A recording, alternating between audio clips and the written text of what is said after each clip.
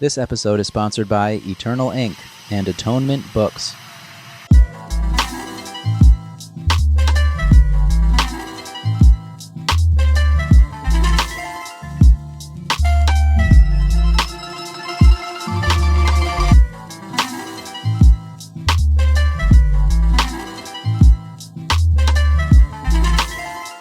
All right. Thank you for joining me for another episode of Books Closed.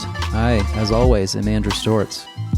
And this week, I am joined by the one, the only, Justin Weatherholtz.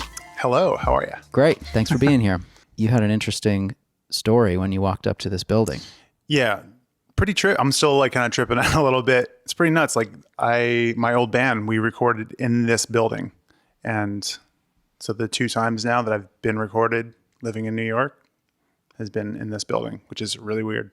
When you walked up, you're like, wow, this is so weird. I thought you just meant this is a weird building because it's like a locksmith and a non-door downstairs. Yeah. But no, you had more. Yeah, pretty bizarre. The topic of discussion today is one of my favorites, and that is industry disruptors in tattooing. Dun, dun, dun. Disruption. Disruptors. And it's an increasing trend that I find in my endless research of topics to discuss on the show. And I usually find the most humor in it because a lot of them are goofy. Many of them are noble ideas, and most of them just don't pan out. Right. So I'm going to take you on a journey then today. But before we start that, let's talk a little bit about you, just in case those out there listening aren't familiar with you or your work. You've been tattooing at Kings Ave for a long time. Yeah, actually, September was 12 years. Wow. Yeah. So you've been there through the whole thing, basically. I got asked to work there I think the shop was open for about a year and a half, and then I was going in there getting tattooed by Mike, and and then they were ready to pick up somebody new, and I got the call. I was going to move out west. I didn't even know where. I just wanted warm weather, and that's always my thing, traveling towards warm weather. But I got the call, and I was like, well, I'm not going to not do this, Yeah. So right place at the right time. It really was, yeah. Yeah. So you grew up here? I grew up in Pennsylvania. Oh, okay. So where I do Pagoda City Tattoo Fest with my partner, Joe, that town, I'll just say Reading, Pennsylvania is the easiest, is where I grew up. So, and Joe, who I do the convention with, is who taught me how to tattoo. Okay. It's all making sense now. Yeah. That's a great convention. I got to go this year for the first time and record some podcast stuff. Awesome. And it was very fun. That hotel's set up very cool for a tattoo convention, I feel like, as far as the actual workspace is nice, and then the after party space. Mwah. It's pretty good. It's fun. And that was the whole thing. That time of year we were like, oh man, is this going to work? It's a summer convention.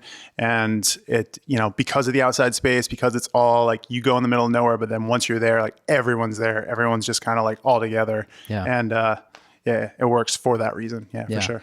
I think I like conventions that are I wouldn't say that's a remote middle of nowhere spot, but as far as not being surrounded by other stuff to do, it's cool that everyone hangs out afterwards every night.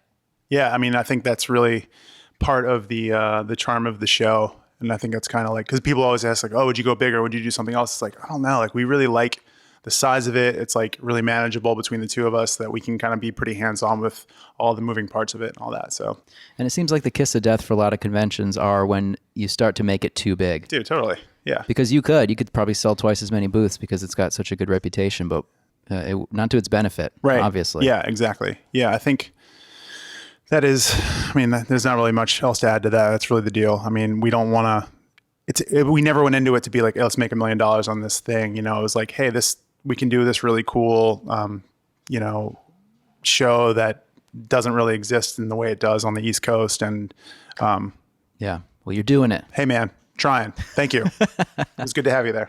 Yeah, thank you. So let's get into the disruption. Let's do it. I don't know if you're familiar with a shop here in New York called Minx Tattoo. I've heard it's ringing a bell. Yeah. Continue. it got a little press, which is how I know about it.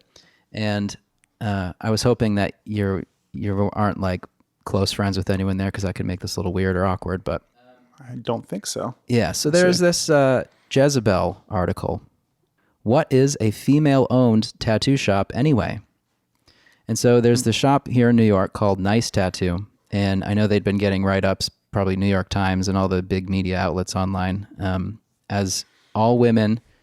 And it's not just a shop for women to get tattooed at, but it's this inviting space where you're treated nicely. You know, it's a pretty focused marketing angle, I would say. And long story short, it wasn't actually female owned. And that's what this Jezebel article came out as. So their whole thing was it's like this space for women to kick ass and do tats. And it was owned by a man and a woman. And then they used one of their artists as the face of the shop, more or less. This is a thing that we're seeing more and more of, where there's shops and different experiences that are being crafted for people to get tattooed in. Right. That are a response to this stereotypical view of like the classic tattoo shop, where it's not inviting. You might get treated a little shitty. It's not necessarily welcoming to more than just white guys or, you know, the norm. Sure. And I don't want to discredit all these things, because I think there actually are a lot. In this one particular case, it turned out to be a little weird thing, but not even that weird, because I think they still had good intentions. Right. You know, they're still creating this space, and it is all women that tattoo there, and I'm sure it is a nice place.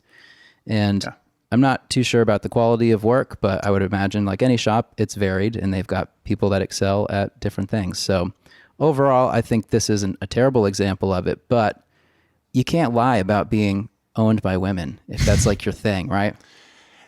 I mean, it's so specific. It's like, yeah. And it's like that weird gray area. It's like, yeah, well, there's women involved. It's like women, there is a woman that is one of the owners. It's like you're telling half the story, I guess, if that's your angle. Yeah. You know, so there is a little bit of, it just feels a little deceitful, I think. Yeah. Man, it's so tough. I mean, to your point with experiences and like people doing and having like angles on things,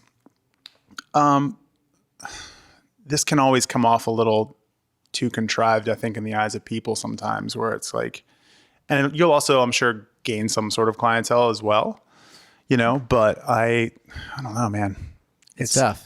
It's tough because it's one of those things where if it speaks to a client, then great. Then maybe that's your spot, and they're, you know, checking all the boxes of what you want, and these things exist so like super niche and specific that is for that person, then great, you know, then go for it, and you have a great experience, and hopefully you get a great tattoo, and hopefully they're doing great tattoos, and it's not just the gimmick or the marketing, whatever. That's always my fear. I mean, you can't help. I mean, because when there's a New York Times article about a shop like that, they're not touting all of these accomplished artists necessarily. They're only talking about the concept of the shop. So I'm sure a lot of people will blindly go into that. And again, I'm not familiar with their work, but maybe they're not going to get the kind of work that they think, you know, because they're seeing this article, they're saying, oh, this must be a great shop. It's in the New York Times. And it sounds great. It's checking all my boxes. Right. You know, I'm looking to get tattooed by a woman. I want to, you know, I've had bad experiences in shops, and this to me sounds great. Yep. Then they go in, have a great time, and the tattoo is good or bad. We don't know. So I think the thing that's unsettling with me at times is when the actual tattoo is secondary. Yeah. I mean, that's at the core of what the shop is. You want to walk out of there with a tattoo. So, I mean, it's, to me, my experience my whole life has been like, what is a look that I want? Like, am I looking to get a certain tattoo, and then I find the artist that is going to do the best job of that tattoo, or I really like this person's work and they need to, you know, I'm hoping for them to tattoo me. You know, that's always been my thing. I can't really speak to anyone else that's getting a tattoo, but I can't help but think, like, most of the time it's, you know, I feel like those are usually the better intentions, and maybe not better intentions. That's just my experience again coming into that, but it's so hard to say. I mean, it's hard for us to disconnect. Exactly, because I only know myself, and I only know how I approach getting a tattoo. So it is one of those things, like, to the point of the big conversation is there's always a lot of, well, this isn't right, and I don't like the way they do this, and this doesn't settle well with me. But it's also like, is it wrong? And the answer is probably not yes. I think it's like, well, it's just not your thing. I don't have to look at it. and those clients probably aren't going to come to me for that thing, and they have somewhere to go. I guess I think that's usually, I feel like it plays out the way it's supposed to play out in that context. Sure. And now another example that I found of it. I'm going to let the shop be anonymous because I don't want to be disparaging to anyone directly. But it's another similar thing where it's a shop that's set up that looks like a mixture between a spa and an Apple store. Very beautiful in a beautiful little historic town. The work is bad. It's just not good. Right. And they have a beautiful website. They're very clearly catering to, I'd say, mostly first-time tattoo receivers, which is a huge market. I mean, there's a lot of people looking to get it, and if they're being catered to, they're obviously going to choose something like this because it's answering all their questions. Where, like on the King's Ave site, is there a huge FAQ about like, does it hurt? What should I expect? What should I do? Like, I feel like that's not normal on most tattoo shops because usually we're just featuring the work. Right. That is a question I should know the answer to. I haven't gone on that. God, I feel like we would have something like that. Maybe. I don't know. Let's see. But check it out. Let's go right now. I feel like AJ and Dylan would be on top of that.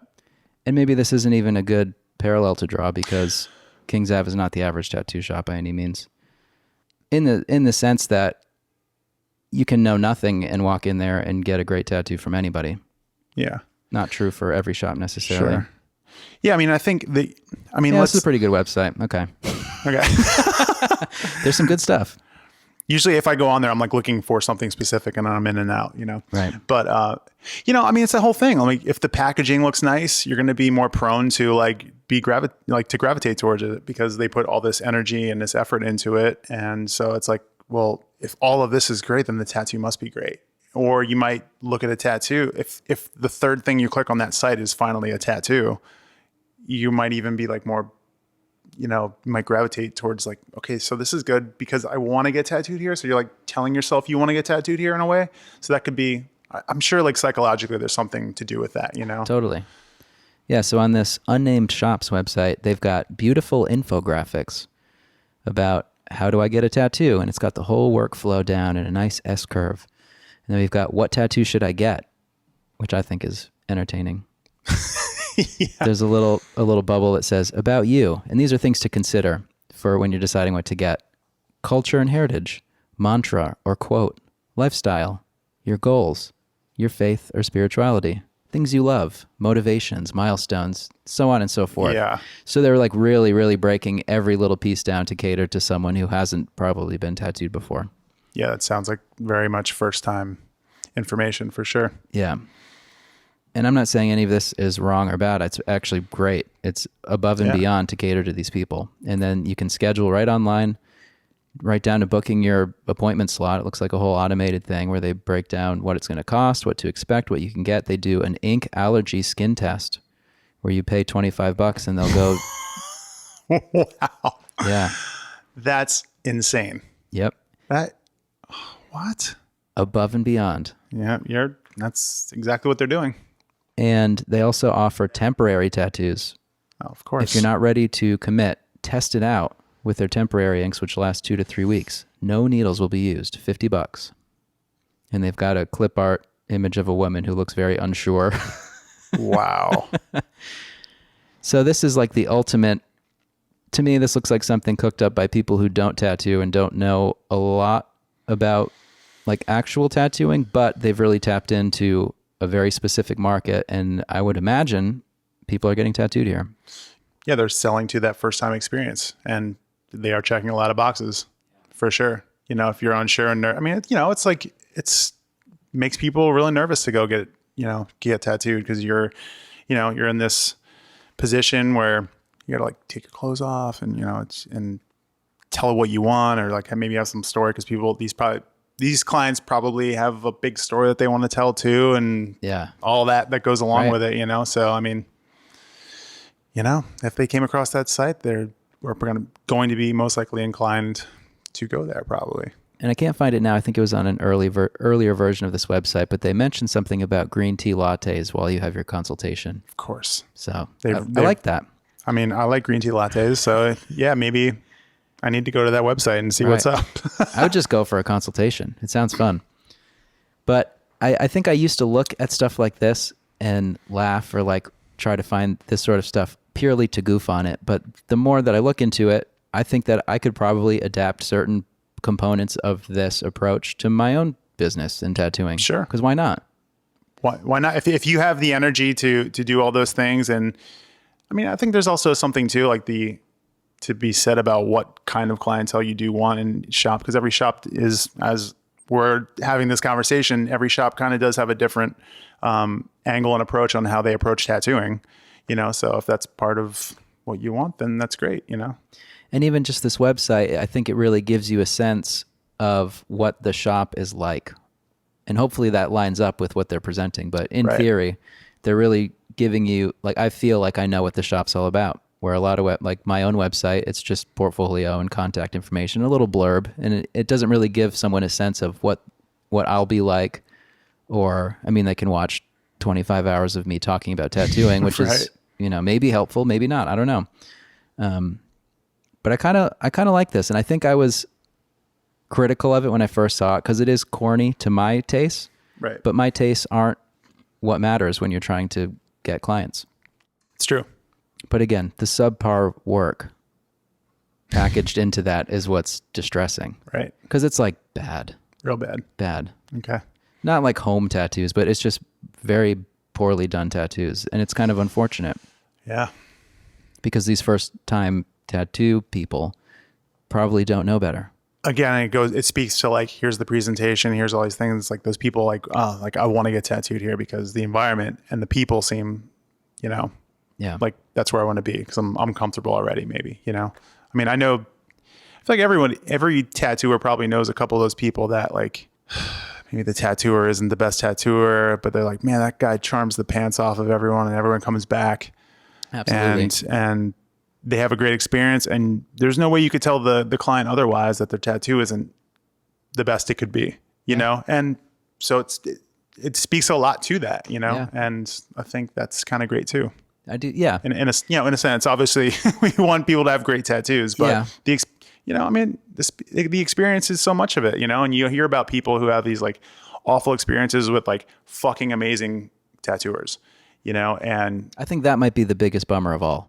Right? You're like, oh my God, this fucking person is like the best. And then you get tattooed and they're like pricks to you or whatever. And then it's a heartbreaker. And then you hear a million people get it. And then you're like, oh fuck, I want to get my whatever done by them. But maybe I don't want that to happen, you know? But right. I guess that's the other side of it. Yeah, you know, that's true because I do believe in the fun tattooer that everyone likes. It almost doesn't matter what their tattoos look like. And I have always believed in that. So I guess it would be hypocritical for me to say that that's not a thing in other contexts. Yeah.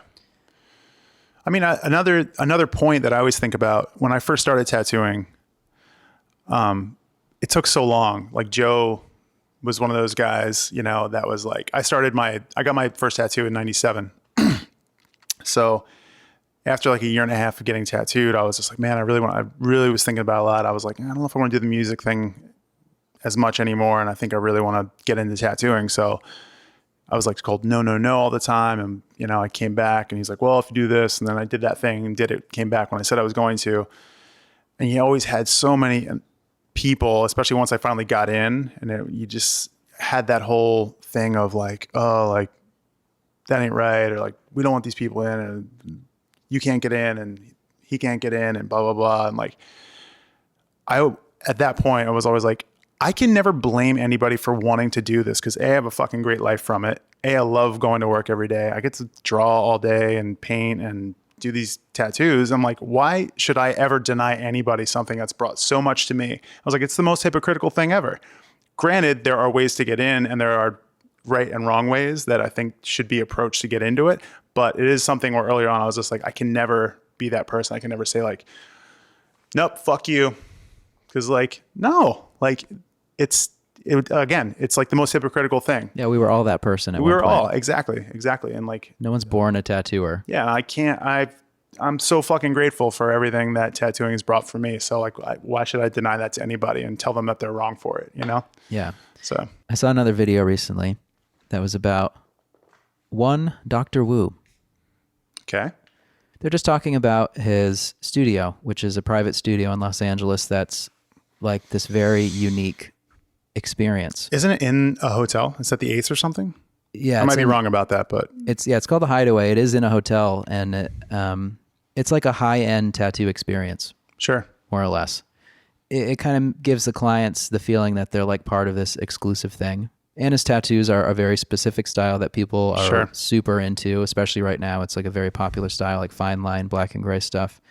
And I think it's an example of the work more so living up to the hype of it as well. I mean, it's hard to say that any tattoo can live up to these like astronomical recognition and these like high-end kind of things, because we're all still putting them on the same way.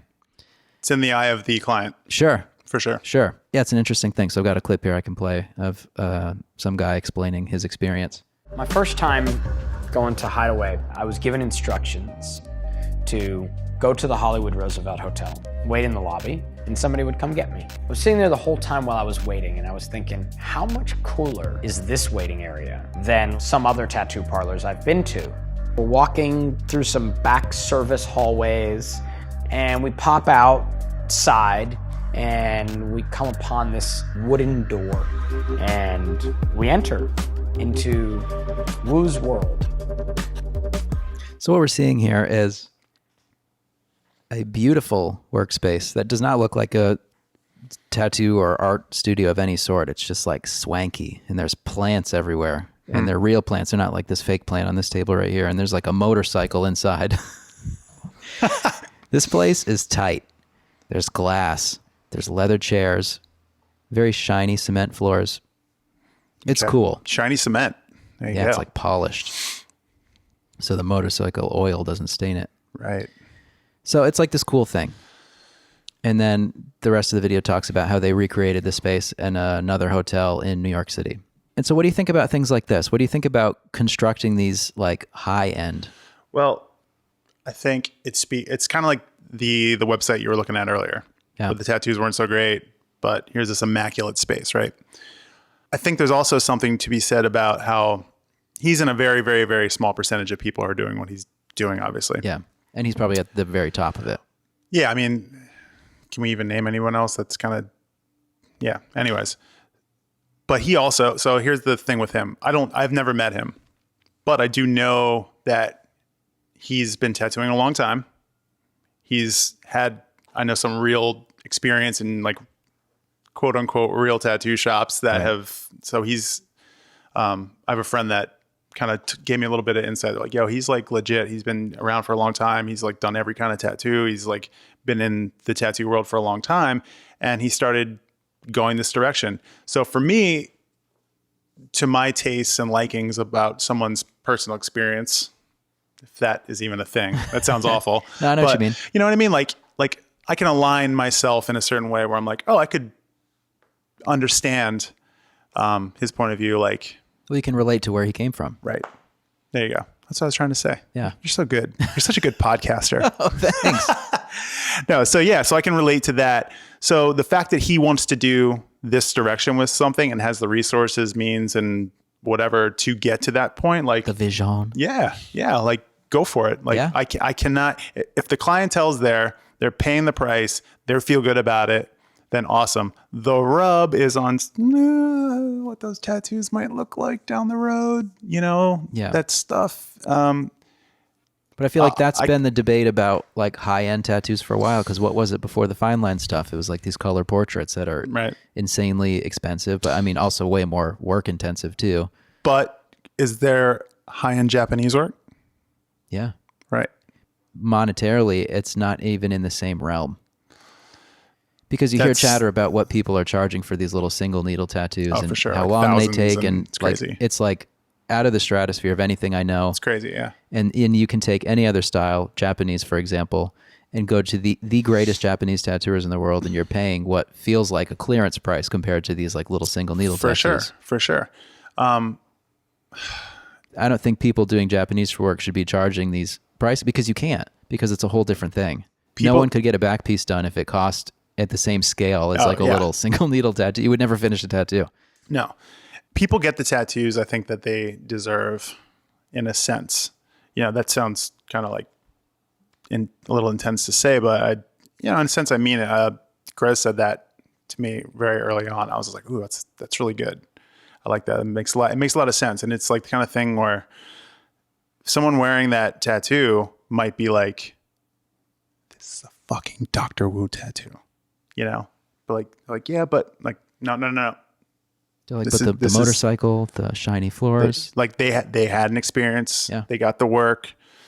I mean, that stuff is super, super, super fucking technical. And like the application on day one looks awesome, for what it is. For sure. Yeah. It's the longevity that is always in question. So to be clear there, but I think what I've come to realize over time is, because I've always had this idea, this is what a tattoo should look like, this is what it needs to be, but not everyone wants what I think they should have. Right. And that's not why everyone wants a tattoo that's going to age well, and it to say it like that sounds weird, but that is what they want. They do need to be informed, though. Yeah. And I don't know what happens on the front end of all that too. You know what I mean? So right. people should be informed on placements and all that information needs. Right. That's, I think, first and foremost with all that too. A big thank you to Eternal Ink for sponsoring this episode. Eternal Ink is the brand trusted by tattoo artists around the world. They lead the way by setting strict standards in product consistency, quality ingredients, and outstanding performance for their tattoo inks. They take great satisfaction in knowing that artists believe and trust in Eternal Ink. They quality control every step of the process, so the stunning bottle of Eternal Ink that you bought last month will be a dead-on match to the bottle you'll order next month. They know that consistency is critical to you, your art, and your reputation. They know that because they too are artists, and that is the real secret of Eternal Ink. Made for artists by artists. And if you head on over to eternaltattoosupply.com, they are offering a discount of 20% off the full retail price on all Eternal Ink colors when you use the promo code BOOKSCLOSED. Now that offer includes both single bottles and full sets in all available sizes. It excludes combinations with other offers not to be used with the Color of the Week promotion. So again, head on over to eternaltattoosupply.com using promo code BOOKSCLOSED at checkout and get 20% off the full retail price on all of your Eternal Ink colors. Thank you. A big thank you to Atonement Books for sponsoring this episode. Atonement's new book by Steve Byrne called NonStop Tattooing. You know Steve Byrne, you love him. He's been a guest of the show. It's a bit of his travel diary from 2018 and 2019 that covers the first European tribal tattoo tour, other travels through Europe, England, Australia, New Zealand, all over the place. It's got tons of photographs, collage, other content from a variety of shops and locations that he encountered along his way. It's also got a hefty stencil section, so this thing ended up being a 200-page book. A brick of a book. This thing is serious. It's as serious as the output that Steve creates in his tattooing, and I think it's truly a great representation of that, and I really dig the book. If you like Steve Byrne's work, this is not only a book that you enjoy, but this is certainly a book that you collect, because Atonement pays very, very close attention to detail and really puts a lot into the way that these books look, on top of the fact that it's nice page to page. So, anyway, get it. NonStop Tattooing, a new book by Steve Byrne and Atonement Books at atonementbooks.com. ATONEMENT books.com. Another thing I've found in my research on industry disruptors is about a woman who goes by the name of Minx Tattoo. Are you familiar? Wait, is this it's like down south? It's like a Texas. I don't know. Nope. It's not. Not this particular thing anyway. Minx. It's a woman named Shanzey. I hope I'm saying her name correctly or close enough. She had a Kickstarter, it looks like at the end of last year. And her idea was Minx, a mobile tattoo shop for women. Why women? Tattoo culture is heavily male-dominated, which makes the tattoo experience skewed for women. That's where Minx comes in. So her overall idea is she wanted to build this mobile tattoo studio in this cool old vintage camper. and like go on tat tour and be able to tattoo women very specifically. Okay. So they won't tattoo men. Nope. Nope. She's trying to make a very tailored experience. And so on this Kickstarter, it said, I'm a 26-year-old tattoo artist who opened Ink Minx, a mobile tattoo studio for women. At a young age, I fell in love with henna tattooing, a tradition from my Pakistani culture. In spite of the stigma against tattoos in conservative Muslim communities, I started a tattoo apprenticeship at 21, eventually becoming licensed in my own right. And then she talks about the trailer, and she wants it to have, or she furnished it with a soft female touch, adding marble floors and pink highlights. It's very tailored to her taste. And it got backed. She was shooting for $3,000 and she was able to raise $4,300. And so I think that sent her on her first trip or two, or at least going around and tattooing. Okay. And because of this, and not surprisingly to me, it got a lot of attention in the media. Lots of little clickbaity tat videos on YouTube and such. So I'll play a clip from one of those right here. This is very interesting. Ink Minx is a safe space to women, LGBTQ community, people of color, and non-binary people. Vulnerable demographics really deserve a space where they aren't subject to discrimination or any kind of abuse. So that gives us a little taste of where she's coming from. She makes no qualms about offering a very specific service. So just essentially just no, because if it's LGBTQ community, so just not straight men. Maybe. I mean, it sounds like that. It sounds like she's putting out a thing. She wants to tattoo women. She's trying to, the stories that she tells about her own tattoos and some other videos. One that got particular attention was a tattoo that she has on her thigh that is about an abortion that she had. And so abortion being a very hot topic, the videos got massive attention, and sure. it became something much bigger than just about tattoos, because now it's about people's opinions, and the comment sections are like a shit show, as you can expect. Yeah. And another thing that's interesting is, coming from a Muslim background like her, is, I mean, what I've gathered is that's not cool to have tattoos. To the Muslim religion. Correct. Right. And so the comment sections is a lot about that too. Yeah. How could you do this? You're not a true, Sure. you don't believe, you're doing the wrong thing. Now you can't do this. And so it's like very controversial. So it's not surprising to me at all that she, for all of these reasons, in addition to this unique and like very big idea, got a lot of attention. There's something I'm hearing too.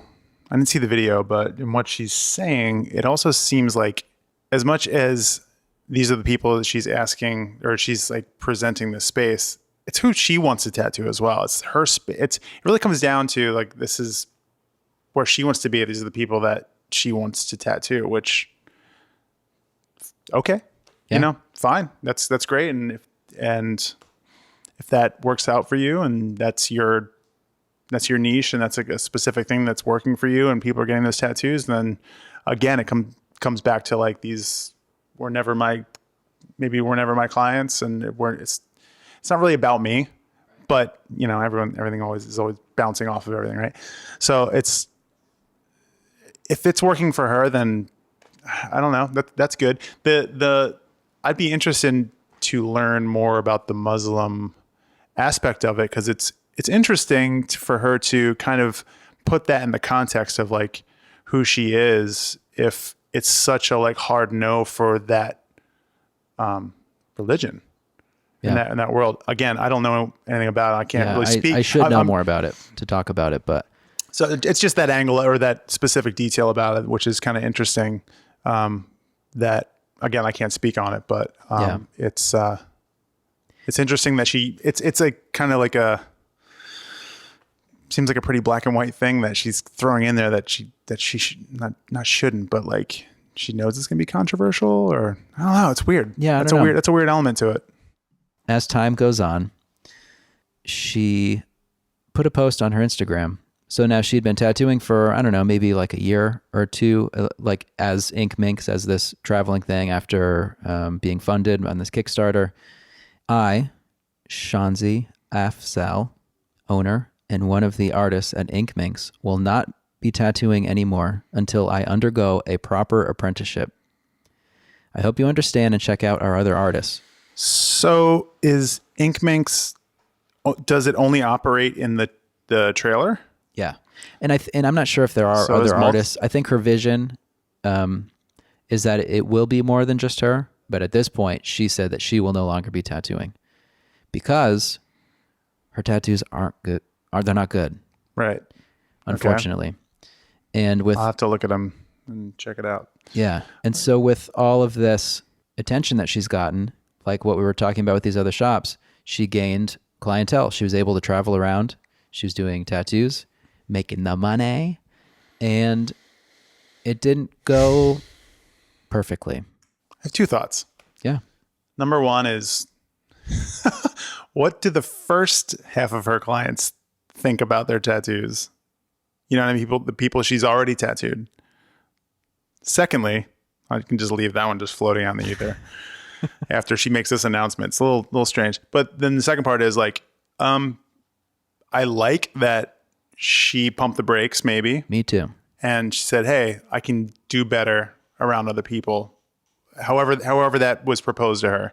I like the self-awareness part of it, of being like, oh, I can improve and I can maybe, I don't know the story past like how it came to be with the apprenticeship part, but I don't know, good for her, you know? And this also speaks to like, hey, I don't know how to tell anyone how to start tattooing. And she's like, hey, I did a couple of tattoos. Fuck it. I have this idea about this trailer thing.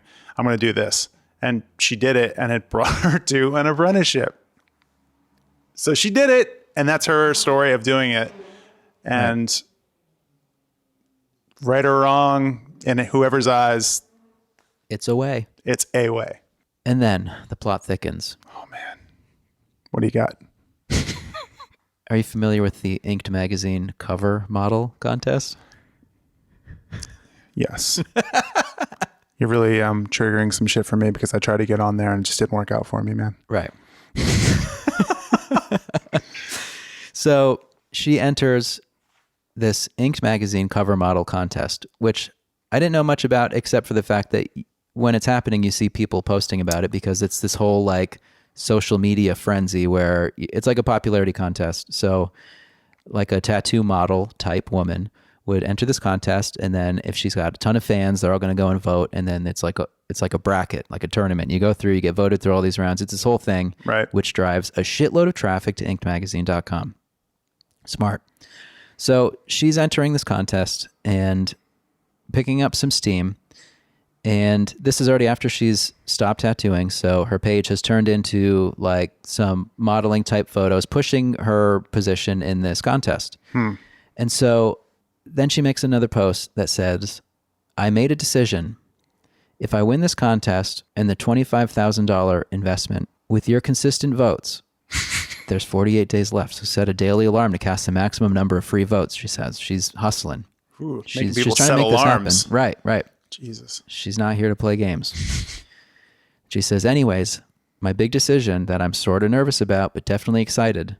If I win, I'm going to start tattooing again ASAP. Instead of getting a second apprenticeship, which was her mission after stopping, she said she wants to get an apprenticeship because the whole story, and I feel like I'm bopping around here. The original apprenticeship she had was a toxic and shitty apprenticeship that she was treated poorly. It didn't work, and that's why she didn't continue through it to see it through. So now she wants to get a good one and be more selective and do it the right way. But now with this new announcement, instead of getting a second apprenticeship, I'm going to rent a chair at a respected shop and observe their talented artists and learn that way. I'm coming back. I'm getting ready to tattoo you again. Do you want one? Red heart, red heart. Will you vote? Praying hands, angel, smiley emoji.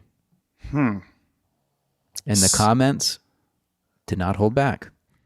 So to be, this is a lot of moving parts. So to be clear, she's saying if she wins, she's just going to start tattooing. Fuck the apprenticeship thing.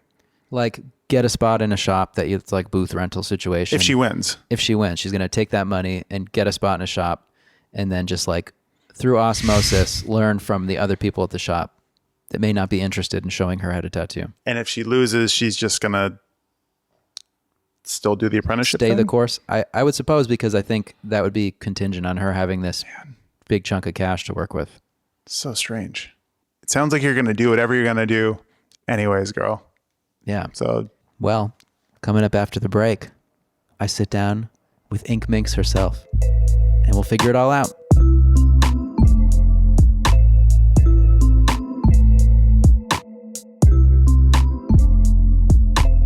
So I'm joined now by the Ink Minx herself, Shanzey.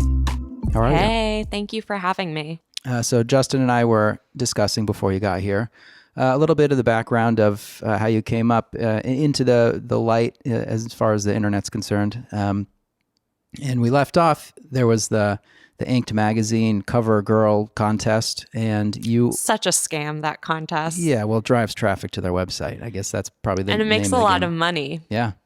But there's the cash prize, and you had come to the conclusion that maybe the best way, if you were to win, would be to use that cash prize to get a spot in a shop and learn tattooing more through osmosis than a proper training kind of situation. Absolutely. I just, I had a mentor that didn't have my best interests in mind. And through my connections that I got through the media, I realized I had some leverage to finally find a apprenticeship that I could bring something to and learn from. So once you had made that announcement, because you had already stepped back from tattooing. Yeah, I stepped back from tattooing after a trip in Michigan where I delicately put this online, but what I want to just say is I did a tattoo that I was really unhappy with, and I realized this is the moment to turn back, and I felt like an evil person. I definitely never want to do that again. And I think that's what caught my eye about you the most is that, especially for this episode, but in the past, I've looked at different types of these industry disruptors, as a lot of them will put it themselves. Yeah, safe spaces is like a new thing. Yeah.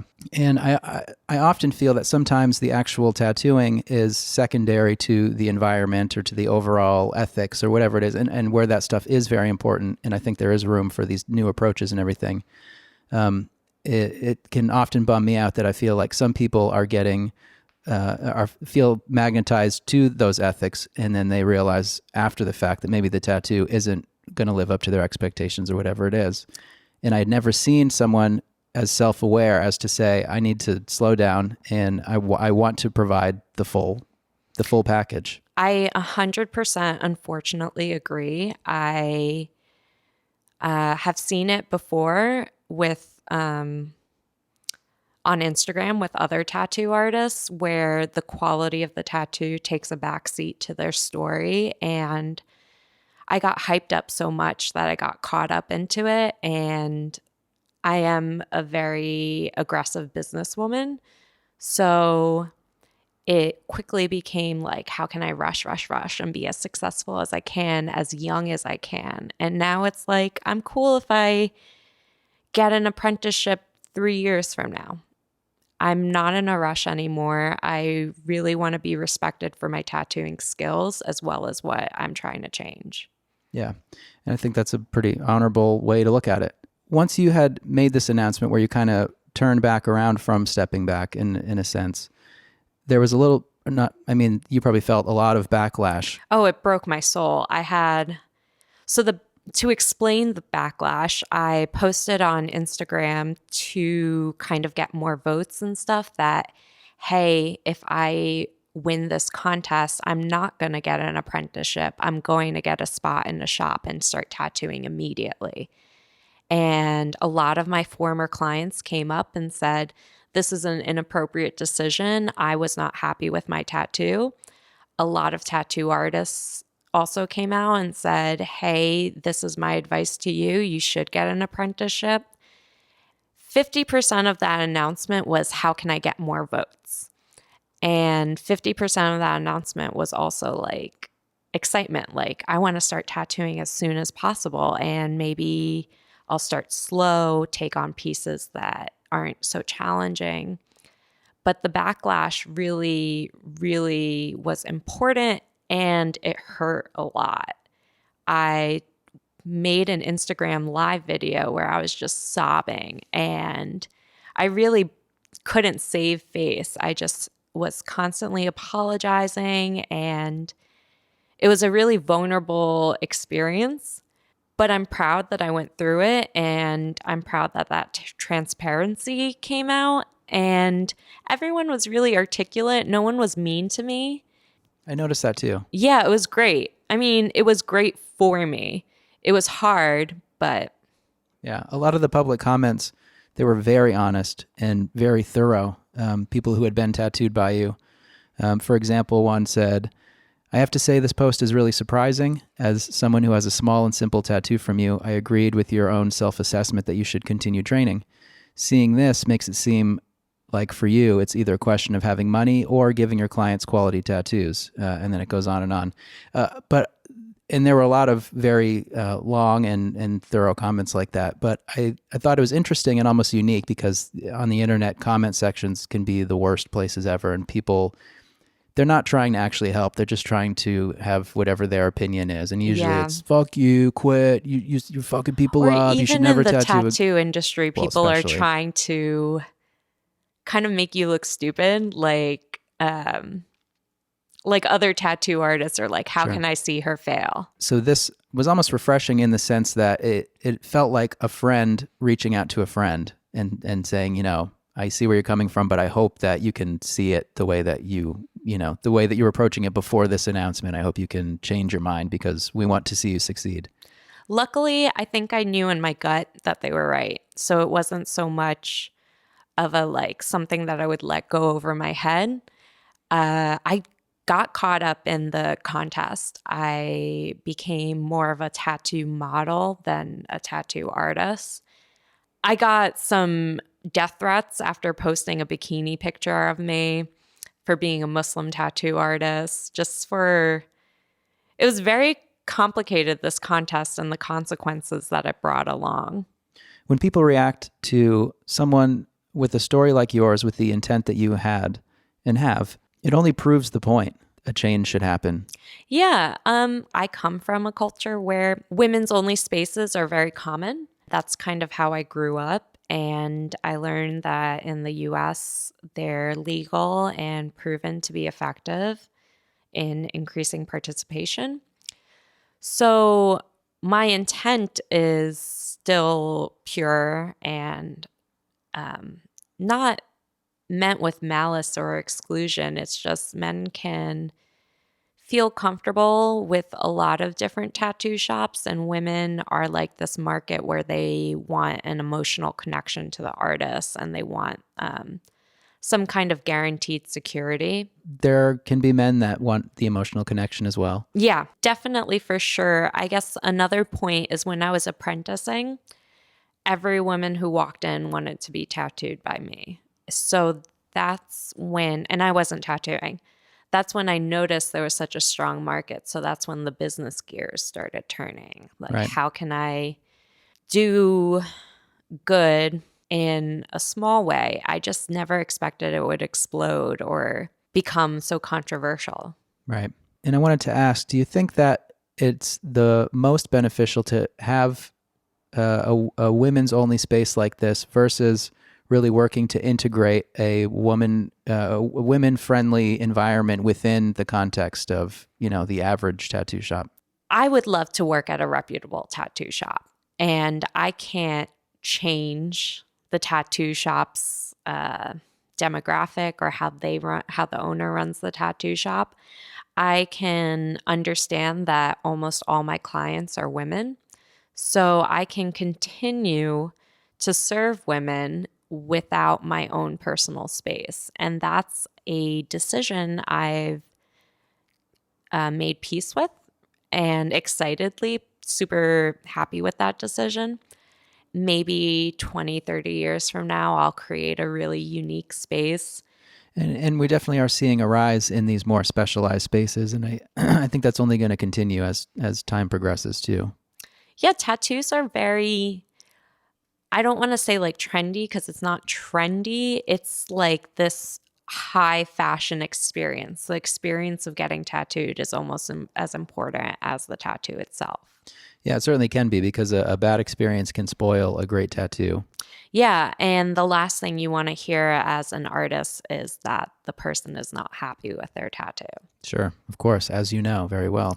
Yeah, actually, it's very interesting because the shop that I did the tattoo that I was unhappy with had no qualms with me because the client was very positive the whole time. Like, keep going. I love it. You're doing amazing. And so it was very weird. And I was happy to have the shop support, but they also supported my decision to back off. So I know like both of us had this gut feeling of like, she's too inexperienced. I think with tattooing, it's this additional pressure that we might not see in other Industries. Yeah, because it is permanent. So to do a bunch of tattoos on people that they're going to continue to have no matter what happens, for you to be able to publicly say, I'm not ready to continue at this point. Most people can't do it. You almost have to like own it or fake it till you make it. It's so embarrassing. It's really like something I don't like admitting, but it's important to be honest. And I'm just so lucky to have fans that'll wait for me. Like the fact that I have genuine, like I don't know how else to describe them other than fans, because they're also young brown girls or actually like older women who are getting their first tattoo and want to tell me their story and stuff like that. So those are people I consider fans, and those people have said, I will wait. So where does that leave you now? Taking a step back it hurt emotionally, but it hasn't been hard. It's been easier because the pressure of tattooing, the pressure of not making mistakes and stuff like that, it's off. It's more, I'm going to seek help, and nothing could be better for my career.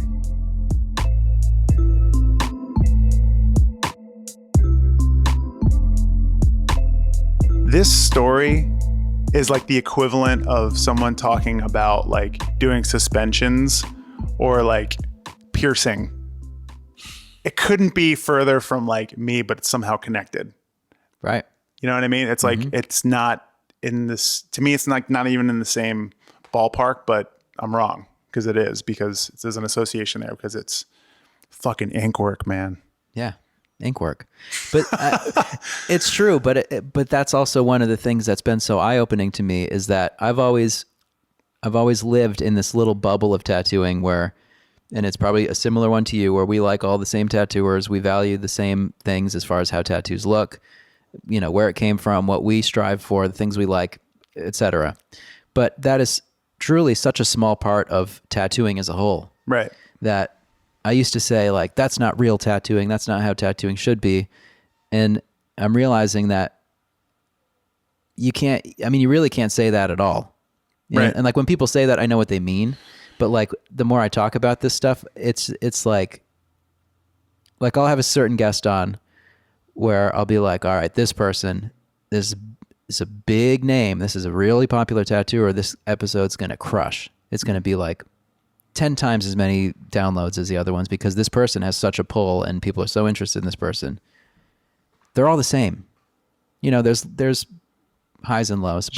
But from this show, I haven't had many instances where there was like some explosive thing based on the person who I value so much. Right. And that's what's made me realize that. What do you account for that? Yeah. There's just such a bigger world around there, and I'm only catering to such a small bubble. And I'm hoping that by tackling topics, it can apply to more.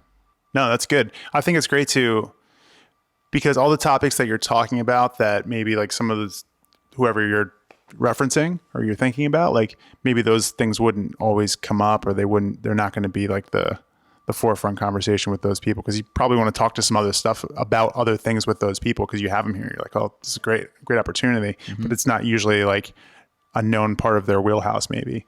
But all of this is, and all of us are having these conversations right now, which I think is great that you're bringing all these different faces that, I mean, some of them I don't know, and maybe listeners don't, or the other tattooers, and That's good. It's good. I mean, it's like we were saying before, having uncomfortable conversations about things, or like diving into like uncomfortable areas of conversations that people might have like some rubs on and be like, oh, no, I don't agree with that at all. But it doesn't make it not exist, or it doesn't make the point of view of the other person less relevant, Yeah. So it's cool. Thanks. Yeah. Yeah, it's really good. I mean, if there's anything that I would like to think I could help with, is to make people feel more comfortable discussing, because that's what I'm interested in. Sure. And never feel like, because maybe you don't know enough about something, because I think this episode we've proven you don't need to know much to talk about anything, because we don't know anything about what we're talking about. Yeah. I mean, this is we're very much scratching the surface on all these different shops and people and all this stuff, but there's still a discussion there, and you can't hold it against someone that they don't know everything about everything, right, and like devalue their opinion or their experience or whatever it may be. And that the only way we're going to learn is if we're comfortable discussing this with our peers, with not our peers, with people that are different than us. Right. And people in our industry that you don't know, and that you have no idea what they're doing on their end of things. Yeah, and you can learn tons of shit from everybody. Yeah. As we're sitting here, I found a link online that is entitled Learn How to Tattoo. And this is a bar called FIB Tattoo Bar. It's actually right here in New York. And the description is, tattoo guns and open bars. My, oh my. Dude, get those guns out. Yeah. Fuck. I thought guns were illegal in New York, but not at FIB Tattoo Bar, because they have a plan moms everywhere will hate.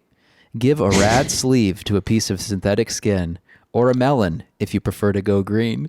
Amazing. Oh my God. I mean, let's break this down. How do you give a sleeve to a piece of synthetic skin? Does it have an arm? They're just trying to get ranked high on Google search. We're going to go do this, right? So we're going to find out. I think we should. To be fair, if I choose the melon, I'd be going back to my roots, because the first thing I tattooed was 3 oranges. So you're comfortable. Yeah, I've been here, man. That's why they call you the melon man at the shop. That's why every time a melon walks in, every time a melon walks into the shop, that's then you're up. There's so many directions I could go with that, but I'm just going to leave it. Yeah. We don't want to go any deeper with that. We'll let that be. Everything from inks to tattoo machines is included. If you are proud of your skills, celebrate by cracking open a cold one from the bar. You'll be buzzing. Wow. Man, I can't wait to get there. Can we just go right now? I'm fucking ready.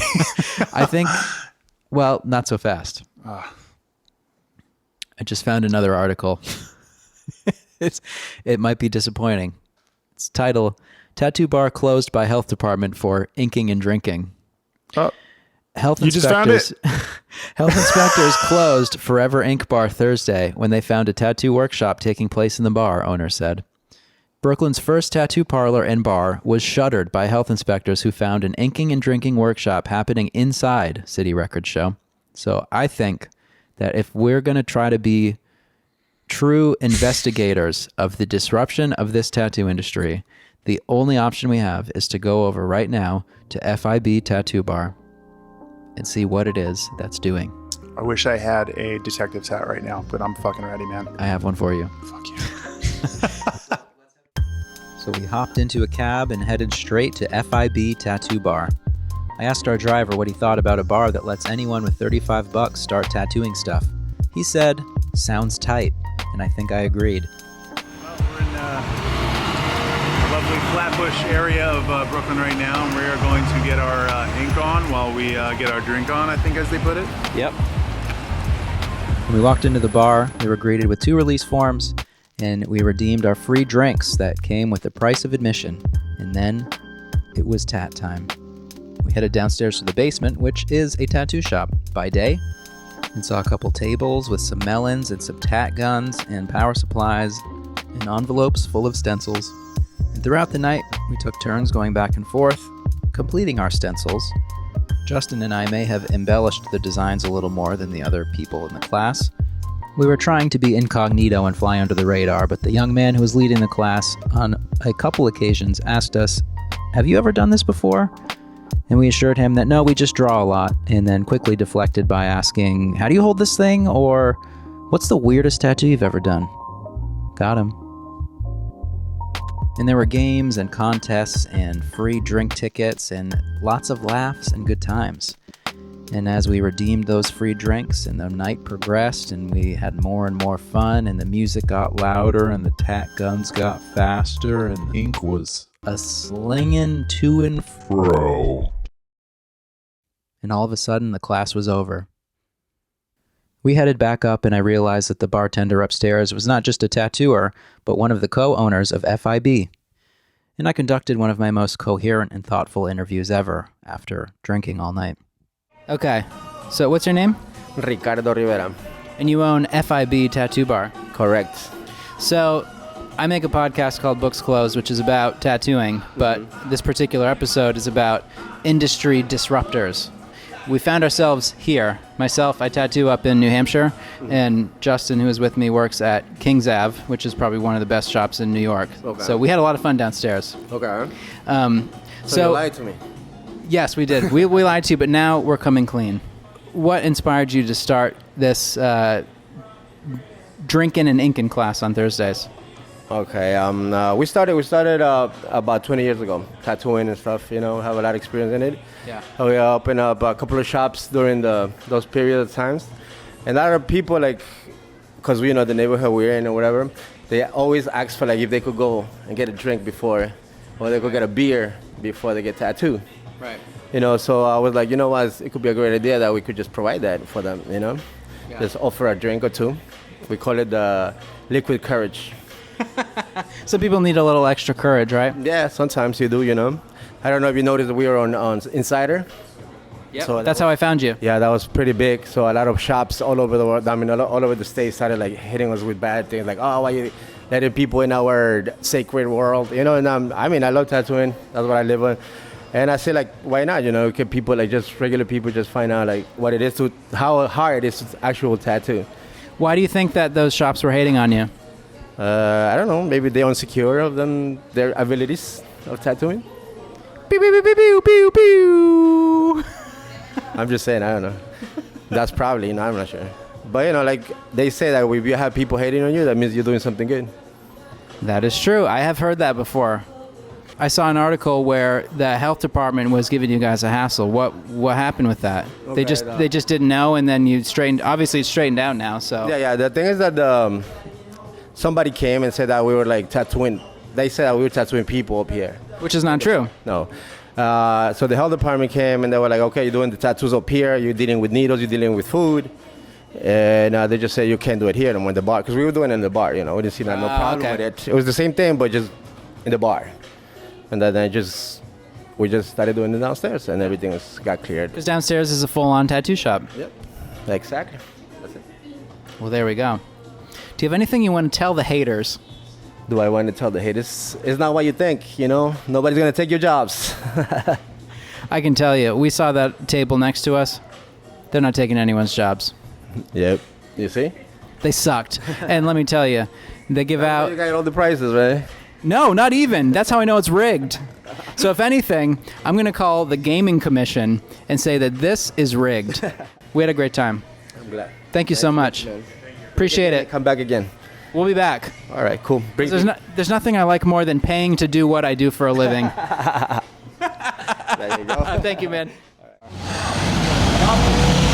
I'm not gonna lie, I had a fucking blast. This was a lot of fun. So super fun. It seemed like everyone had a good time. It was lighthearted. Yeah. We've had a few drinks and this is great. If you're here and you're on some sort of early date and you don't tattoo, bring your date here. There was a couple here that was on their second date, second date. She's pregnant. She got pregnant tonight. We watched it. It was weird. It was planned. So look, let's wrap this up here. Thank you so much for being on the show. I've never taken a guest on a field trip, but there's a first for everything. Hey, tonight's the night. It was such a good time. Hey, thank you. You're doing a great thing. Thank you. I'm stoked on it. All right. Well, we'll see you next time. Thank you for checking out this episode of Books Closed, and welcome to Season 3. We are here. I hope you enjoyed hearing this week from Justin and Shanzey, and a little bit about FIB Tattoo Bar. All their links and info is included in the show notes, so please go check them all out. Let them know what you thought about them on Books Closed. I'm Andrew Stortz. You can follow me on Instagram at Andrew Stortz, Stortz. And if you want to keep up with the show, head over to our website at booksclosedpodcast.com, where you can find everything about all of our episodes and merch and videos. And if you didn't know, there is a full video version of all these episodes. So if you want to see Justin and I tattooing some melons, head over to our website and check out our videos on YouTube so you can not only hear but see all these things. One more huge thank you to our sponsors this week, Eternal Ink and Atonement Books, whose info is also included in our show notes, so please show them some love. And I will see you again next week.